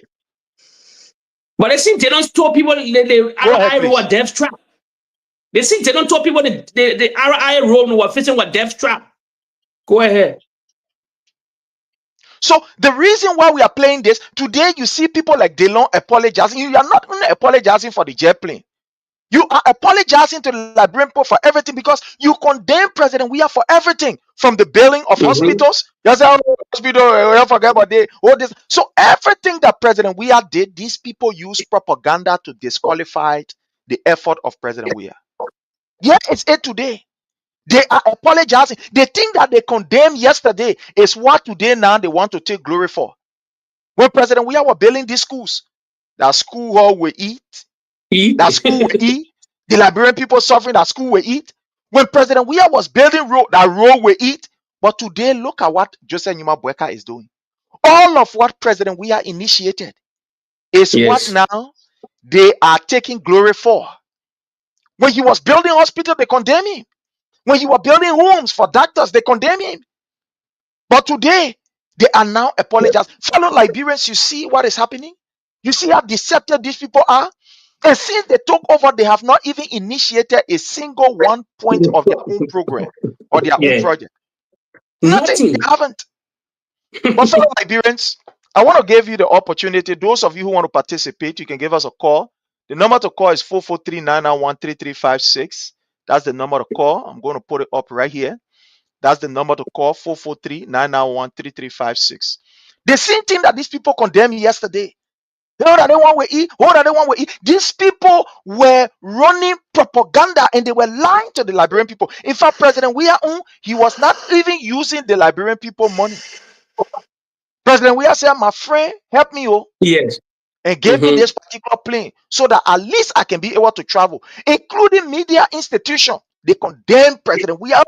They may, Oh, yes. but now it reached to Boakai.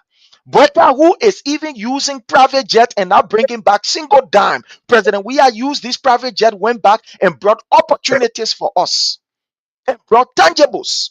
Today, Shane have caught these people. Look at what they are saying. Callers and those who listen. Apologizing.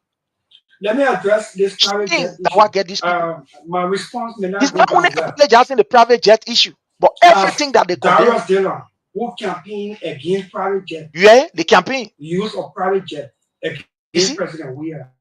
So I want to publicly myself that riding private jet was wrong, even though President Weah rode it to go and look for opportunities. And he brought back opportunities for us in the education sector today. That Joseph Nyuma Boakai is now going to go dedicate and putting a name there and can't even recognize President Weah. When President Weah was using these private jets, that to go look for money so he can build hospitals. But even what is sad in my brother, like you talk about it, do you know that even these parks, they are not even being maintained by these people? Yeah, but Prince, I told you the Unity Party, the nasty group of people, they won't bury their main legacy. They will never support that PHP park because they were talking about the bread and butter issue every time. Well, that park will eat, the people, they couldn't believe all these things. We display the video concerning the invisible park. That's why I say they were never found that invisible part. Believe me, Prince. If the president intervene, they not intervene and contact the government. Say, if you don't want to do the part here, like I say, cannot be buried here. I can get funds from the bro. I get my friends that can get funny for the PHP part. I can handle it, but they will never give it. They will never give it to him. They go for the thing to stand there, a die or a bury alive. They will never do it because why? The main legacy in everybody's faces. If you passing, as the president passing to go to the executive mansion, you see the invisible part. You go to the PhD park, another land, heavy landmark. So they want, I said they will never acknowledge it. I told you people, the party, the Unity Party, go to that doctrine. They are funding father there, the Cat study there, all these people, the Ellen Johnson study there. They are all terrible people. They're very evil. Very evil. Very, very evil. They don't like legacy because they never liked legacy before. They never liked legacy. They're not in a playbook. No. That playbook of love. I told people that playbook of love power. They just only left power. They'll just sit to power. They sit to power to get rich at all. They're not sorry again. But to develop, George Weah killed them. Let me tell you, George Weah, CDC government buried them in developmental politics. It never happened in our history before. The men changed the narrative. That's here. So today they can mention armor A. So that what is scared and denying the second term. Because the main second term is going to be on massive speed different things we're going to see in our country today. Another 6 years, Georgia will rule that country for 4 years. Another 6 years, the first lay of Liberia going to be different. Today, they couldn't stand it. So that why they use all that surrogate propaganda last. Even the American ambassador, Malcolm McCarthy, all involved to unseat the president. Malcolm McCarthy, all of them were involved. All of them were working with the NEC. Malcolm McCarthy, according his name, he was working with NEC. He was part of that NEC. All of them, all the media institutions were for them to just tackle this government. Because why they wanted. Because this guy that came from the trenches, that came from Gibraltar, how can he change this country? That the only crime they got commit. Wow, the man from the back, he come and change the narrative of this country today. That's why they couldn't stand. That's why they couldn't stand. See, this is, in fact, while you're talking, I just want to pull this up. This is the school. Yeah, if he coming back 2029, they get serious problem with it. Coming back, George Weah 2.0, that they want to even see. George Weah 2.0, that what they won't even see. So they're doing everything possible to not let the president come down to power. This is the greatest fear within the Unity Party to not see George Weah come back to power. So they're doing anything possible. They will even do anything. They will disrespect the Constitution. They already started disrespecting the Constitution. They're respecting the Supreme Court. They're buffering everything and they're setting the pace now for 2029. You see, they're talking about 2029. Well, it will not even in 3 years yet. But other they're talking about 2029. We are a serious we just want to show this fellow Liberians. Now, look at how the school were all built. This is the plan that President Weah had for the school across Liberia, especially in the rural parts. I want you to take a look. Let's take a look at these schools. Look at how they are designed. They are designed to fit any international standard. Let's take a look at this. Let's take a look at this. You see here? There's the school.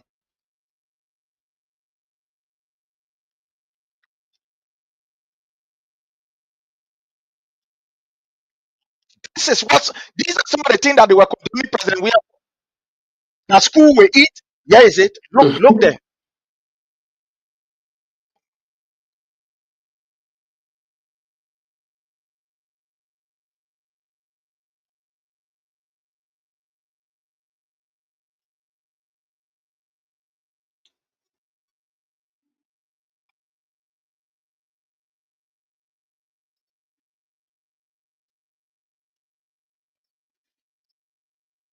You see that?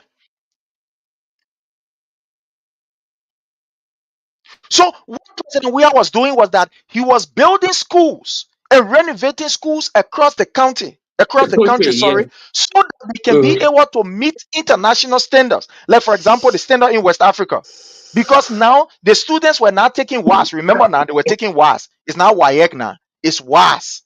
So President Weah was building our schools so it can meet with the current reality of what is happening, like, for example, in Nigeria, like in Ghana, and etc., etc. That's what President Weah was doing.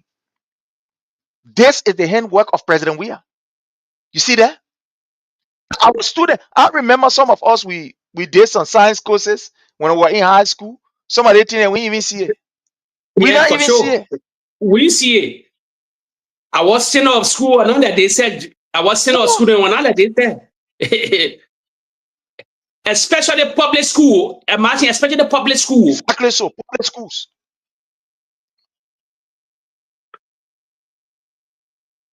You see that? This was what President Weah was doing for you, Liberians. People like that, they don't allow to. He said, there's a school with E, that building with E, this, that. Look at this. So like this thing, look at how they're looking like.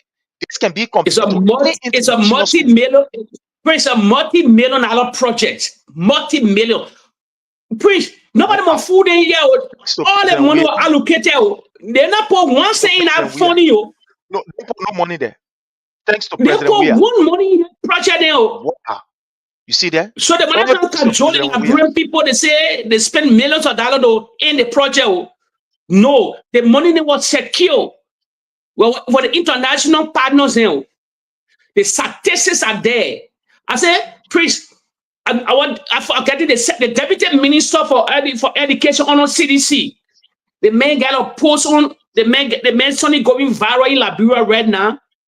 Putting holding all these things, then someone start lying about they put money, the man catalog everything for them. In great newspaper in Morovia.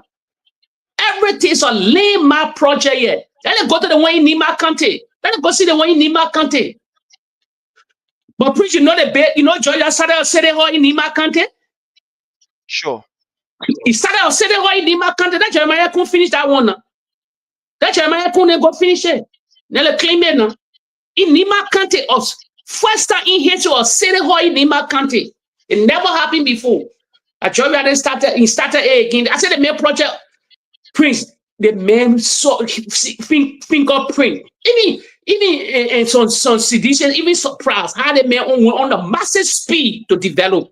How this guy man went on in COVID of 2 years.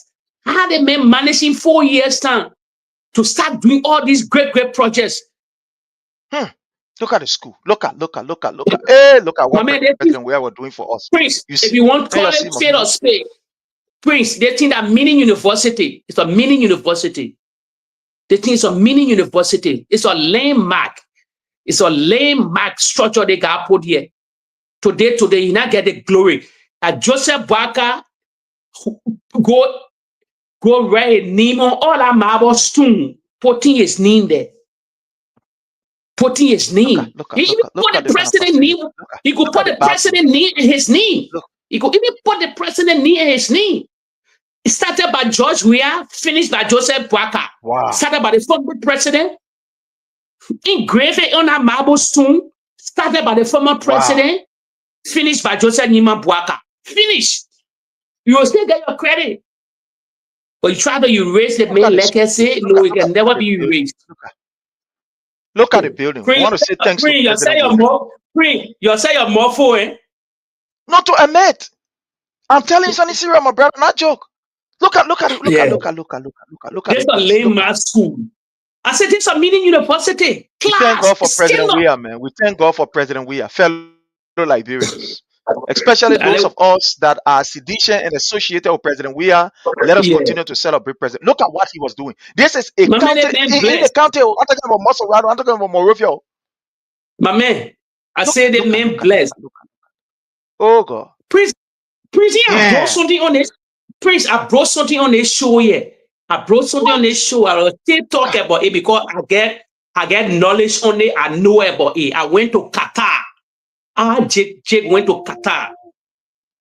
Prince, I told you, if the president going to win the second term, Liberia going to get different face late. I said the man will finish securing billions of dollar project, billions of dollars.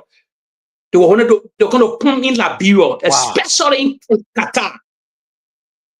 Especially from the people get AC in all the place. Oh wow. I said there's a mini university, man. But Prince, this comes to all these things. They need millions, they need millions of that. They need money to maintain these places. They need money to maintain it.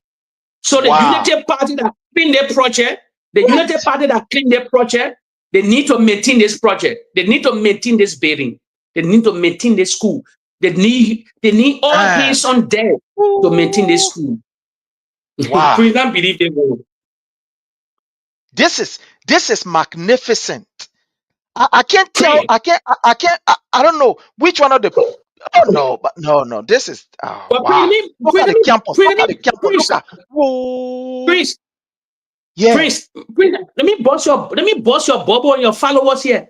Prince, you not go to the NSA. You not go to the NSA building. No, I'm going to the NSA building. Prince, if you go see the NSA building, our national security agency building, the NSA is a landmark security building. If you go in that building, you will never believe it. That because of security, they don't want to carry camera in that building.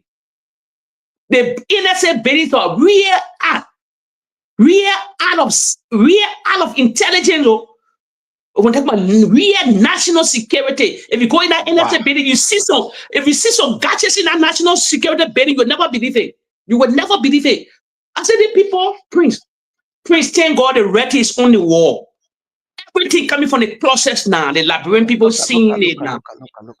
Look at the kind They of say project they that were President not Weah was doing putting anything. down, and these people are saying the men are doing nothing. He's not doing They nothing. He may just were playing corrupt. football. He just Oh, they may traveling. were corrupt. They may taking your money, paying condominium. So Prince take project were in the making. And look Prince at the going, camp. and And go Nima. this is in all of the counties. This is what President Weah Yes. was doing in all of the. Look at. Ooh. Prince, if you go, even you go to the administrative building, the Freeport of Monrovia, if you see it, you can't believe, Prince, they men were on a paddle. The developmental men were on the paddle. That propaganda. Me, I don't tell people, I don't bring Prince Johnson in. I don't bring the late Prince Johnson there. Look at the classroom. Very big and spacious. Look at. They made visionary, man. They made that vision outcome. When you're talking years old, they made a celebrity. He left bluffing. They made left bluffing. You think they make me do something small? They made left bluffing. They made a celebrity. You don't do nothing. Prince, they want to bust everybody. Prince, they want to scare it. They want to coming to scare the whole Republic of Liberia. Eh? They're going to get Joria a second turn. Eh? Prince. You saw that one, that thing where the Unity Party were condemning. He said you wanted to build bridge across that bridge. What that project name? Where the phone was coming from India. When he talked about the bridge? Yeah, you are. Yeah, I forgot about new that project. bridge. Yeah, but you wanted to. I forget the name of that project. I forget the name. He wanted to overhead bridge. The one they said was no, not overhead. Doing overhead. I forget. The followers said they can come and talk about that. It was one of a landmark project too. It was beside road connectivity. It was one of the biggest landmark. He had all the connection with India. He wanted to the Indian invest. You talking about the Bali Island? Are you talking about the Bali Island? Yeah. Yes. The Bali Island. It's still the main dream. Thank you so much, Hamilton Nangwe. The Bali Island. Yeah. Yeah. He wanted the second thing. Yeah. Like bring people no relaxed at all. I said it's a gullible society. They let the people play on them. They let all these stupid guys play on them. The Bali Island, you're gonna be one of the big one of the main project he was dying to do. You were dying to do after road connectivity, after all that, because they wanted to connect the whole Republic of Liberia. I told Liberians here in the main First Nation address, the first sooner when you say the government needs $2 billion to connect the whole Republic of Liberia, the videos are there. They never get a main chance because the man was. He's calling the Osalo. He's not a politician. He's a celebrity. We see what Donald Trump ruling America, a businessman ruling. So they're changing America. He's a celebrity. He like bluffing. This man like to show out. He wanted to leave heavy legacy for the next generation of Liberian because of nasty politics, our gullible society. They buy into all these things here. Prince Johnson all came in the picture with welcome, my sister Hawa. How are you? Hawa? Thank you so much for joining us. Frank, again, fellow Liberians, time I've caught up with us. We got to go, but these projects, they are just magnificent. Who will ever talk? Look at this kind of building. I mean, in the county. Imagine in the county. And this was the program of the government to build 150 where is it said 158 schools of the same kind in the various counties. Yeah, all over the country. Yeah. 156 schools. Yeah, is it? Yes, let me. Oh, okay. Anyway, 156. That's why he was building. In every county, they must have these schools. My people, I want to thank all of you. The reason why we will continue to expose Mr. Boakai, his gangster, is because of you. You have the facts. Mm-hmm. When these things happen, we put it out there. But again, I want to say thanks to each and every one of you. Time have caught up with us. We got to go. But until we meet again, my brother Jake, I want to say thank you for Yeah, the time. yeah, Tomorrow, yeah. Salute hopefully, to we you might too. be on here. Yeah, Thank salute. you. And let's hear your last word so that we call this a leave. Yeah, now what I told the followers here, you have to share this video. Yeah, this podcast is refined. You would never see, would never preach gibberish here, would never malign anybody character here. We will prove you with video. Now the past people that were lying to that society, they just come on internet, they just pick up their phone. No way. Anything we show in here, we're proving. Now, all I tell people, I say, thank God, Georgia rule the country. If he rule the country, not to say in opposition, he rule the country. So we know it's him work. Now another group ruling the country now. We compare these two people now. We compare two government, even the past 12 years to them. We compare it. They will bring out our own video then. Then we will bring out our own video. We'll put it down. Sure. Then the citizen will decide. The citizen will decide who are telling the truth. Because they have all these surrogates, they pay them to narrate all the narrative. And why you saw the Henry Costa, they were talking about 16 billion. Look at $16 billion, it's 600 million US dollar. 16 billion LD, 600 million Liberian dollar. How do put that kind of money in continue? It was even debunked. It was debunked. So lie. You talk about all block. You don't even produce all your country. You don't even get nothing. Talk about condominium. You never slept in condominium before. You don't know what they call condominium. You know what they call condominium? Google what they call condominium. The kind of massive structure that will come with condominium. Say, Joel, being condominium all over the country. So last. Proper. They spread the gibberish. They were even talking about the men clothes. The men sneaker. One time I remember the men wear Nike sneaker, Nike sneaker. Colorful Nike sneaker. Where any children, anybody can buy for $150 or $200. Where all the children in America, Europe, everybody in Africa wearing them. See, they have forum on social media. Eh? The president Ryan bulletproof Lexus. He said the president car when they transfer to him is old.